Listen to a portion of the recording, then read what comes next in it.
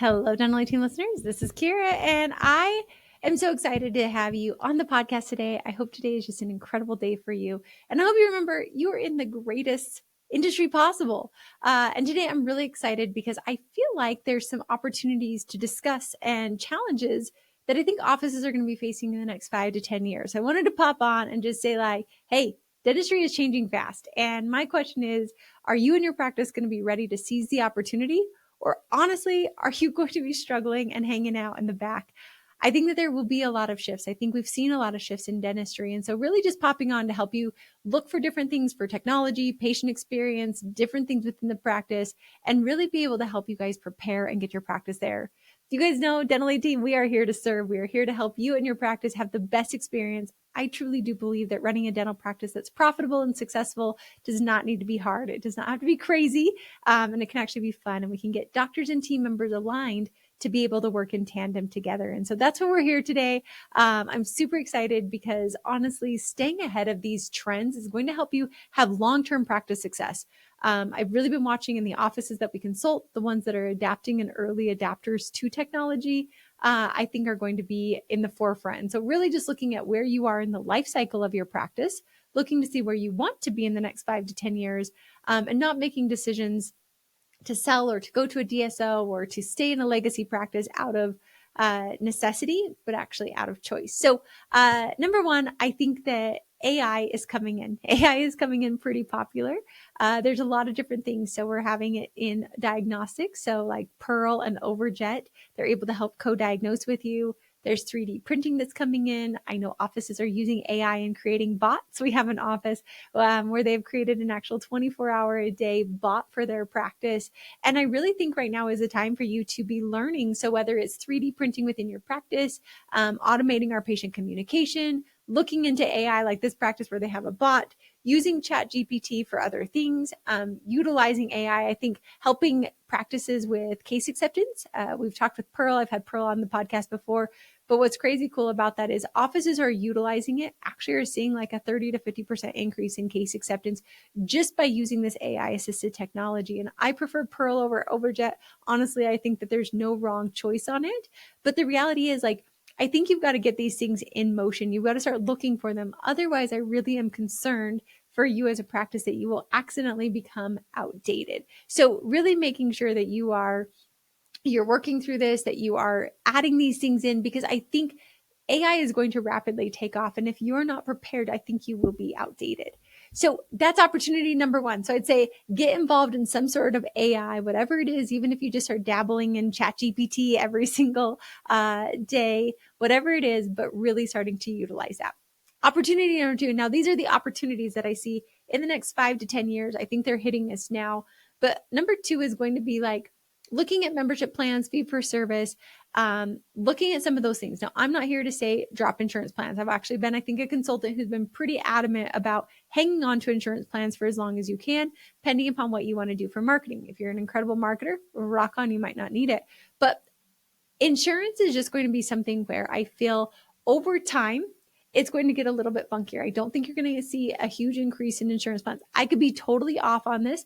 I'm not stamping my, like everything that I am, but I think like, let's pay attention to it and let's see, costs are rising in dentistry, but insurance plans are not paying a lot. And so could we start to shift our patient base? Could we start to retain our patients and actually build this fee for service model in? Now, you've got to be super careful. And I'm going to put like huge asterisks and exclamation points and pieces around it, because if you do not transition out of insurances correctly and have a plan and a process and a patient experience in place, you will get like, I've seen it be so bad for practices. So really, I think like, one, if you don't have an in-house membership plan, let's get that started. I'm very pro these. It allows you to have options in the future. It allows you to have different marketing strategies. I think a lot of people are just looking at benefits in a different way now. And I think it just helps you to not be as dependent upon insurance in the future.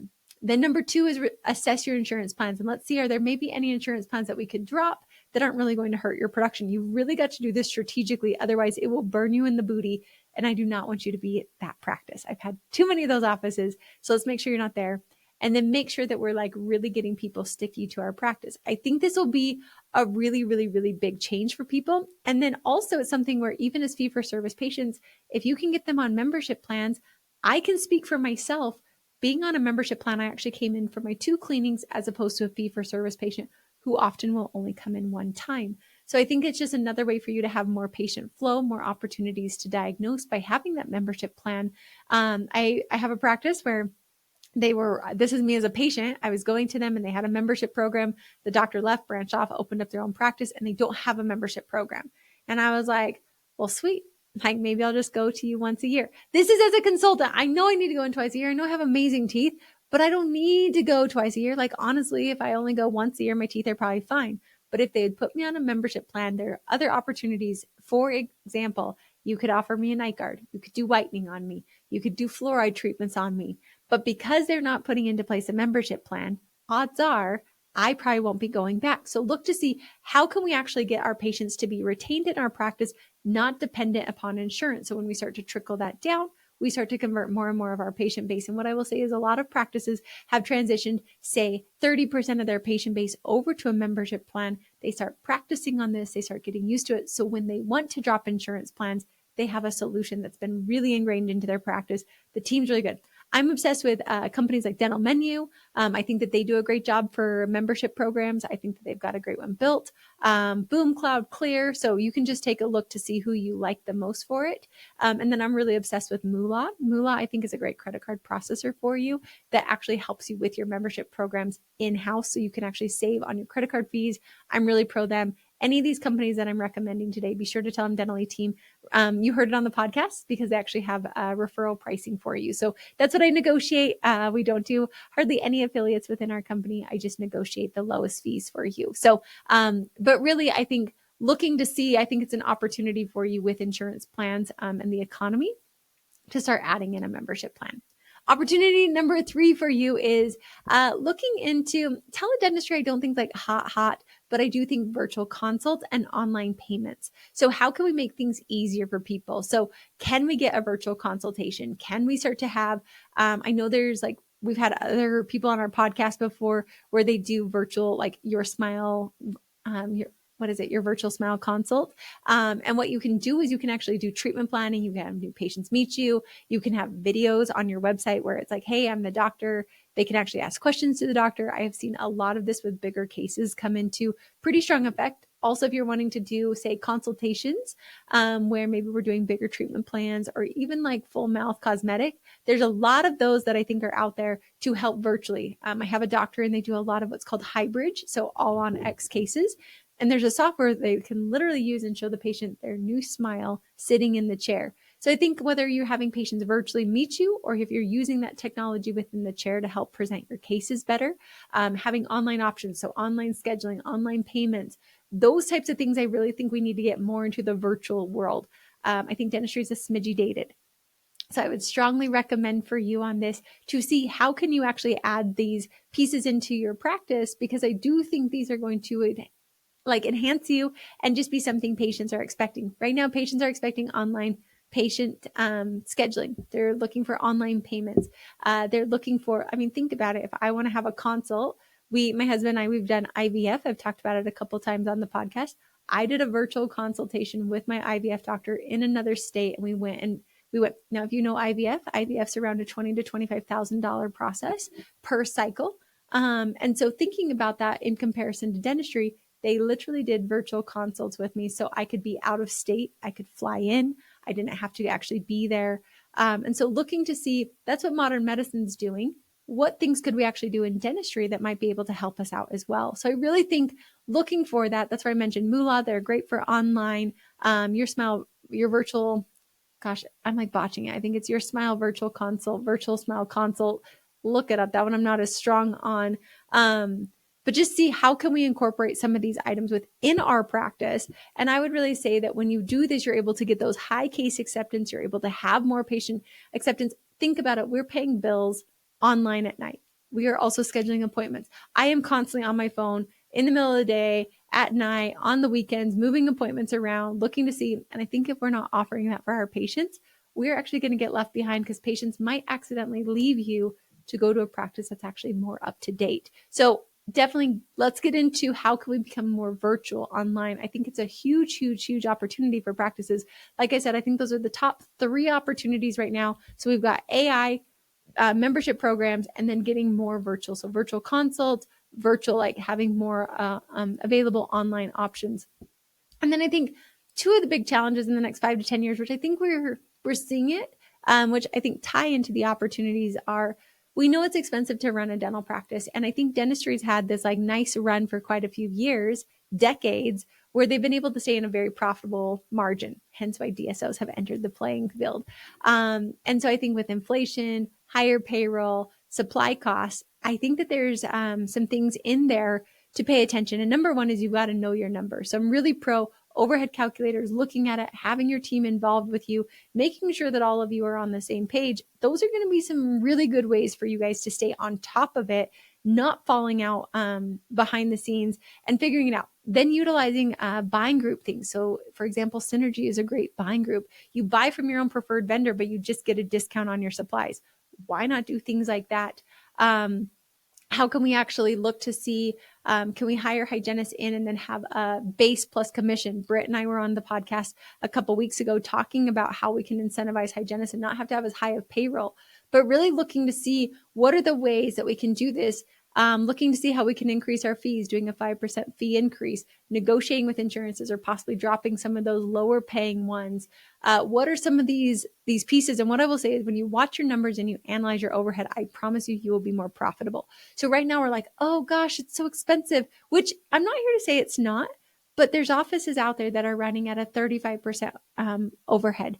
So that means there's 65% profit margin for them. So looking at that and knowing that there's practices that are able to do that, that means once we know it's possible, then we can look for how you can do it in your practice as well.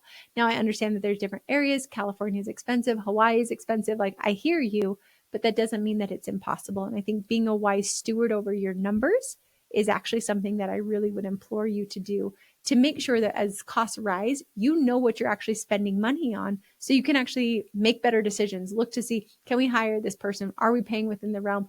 What do we need to do? Could we add on other services within our practice, all on X cases, ortho cases, things like that. But I really think like it's a huge challenge that I think you've got to stay on top of. Otherwise, before you know it, you're going to just be like inundated and not be able to hire team members because we weren't watching it. We didn't know our numbers. And we didn't know what we needed to be producing. We didn't build block schedules to make sure that our practice could actually run lean and efficiently. And then challenge 2, which I think has been hitting hard, which we'll just kind of address, is like staffing shortages and team retention. But I will say that this is like an if. Like, there's so many offices out there that I know have incredible cultures. And so what I really feel like needs to happen in this realm is you've got to be an office that in a place that people want to work for. I started noticing that the new currency is time.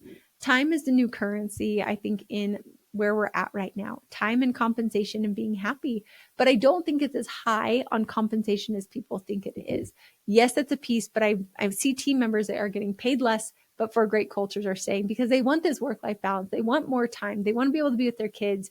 They want to be able to have feel appreciated with their boss. They want to feel like they're doing a great job. And that is more the currency of today. And so how can you build this culture where we attract a bunch of people to our practice, we have team members that want to stay with us, and that we actually know that like we're looking to see how can we maximize this. I am seeing a trend. I'm not saying this is how you have to be, but I am seeing a trend where there is a 4-day work week of employees actually tends to lead to less burnout and less team turnover.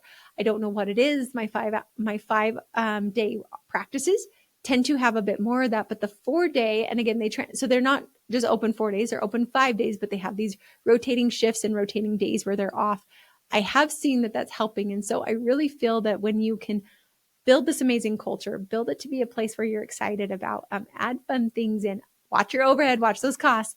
But I really think it's something that's possible. And think back to why you started a practice. You wanted to change. You wanted to do things differently. You wanted to have a team where you were so excited. I know that's what I get excited about. I love having a team. I love loving on them. I love giving them opportunities. I love seeing them flourish in their lives. I love being excited for the growth they're having. And so really trying hard to build this incredible team culture, to cut the team turnover, to keep it to where you're this like raved about practice where everybody wants to work for you, I think would really, really be an incredible thing for you to just take on. And I know we've heard about it, but I think like, look at your culture, look at the things.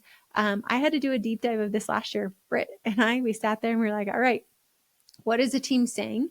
What are the issues that we know we're seeing consistently? And what do we want to do to change to make this a better environment and a better space? And I feel Dental A Team's an incredible culture, but there were things that we were struggling with. There were things that we needed to change. There were things that had shifted since I started the company. And I think you've got to stay on top of that. Otherwise, I think you can easily get outdated. So that's a quick wrap of, I think the biggest opportunities are definitely AI membership programs, and then also getting virtual, like getting everything up to date and online. And then challenges, of course, are going to be higher costs and then staff shortages and team retention. But I honestly believe that those who adapt, those who innovate, those who listen to this and they don't just passively listen, but actively implement, are going to flourish.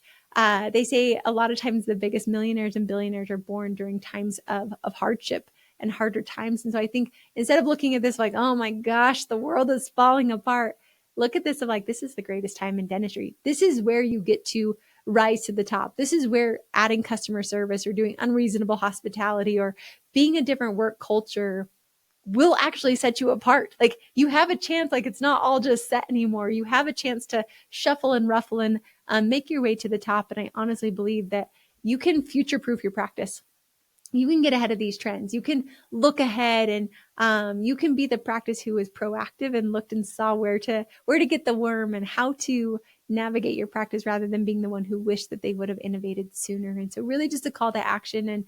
And truly, if you want to future-proof your practice, you want to get ahead of these, DM us. We're on Instagram, Dental A Team, or email us hello@thedentalateam.com. I'm happy to pop on a strategy session with you, give you a free practice assessment for your practice to look at maybe where the gaps are, maybe where your blind spots are, maybe where we can help you out.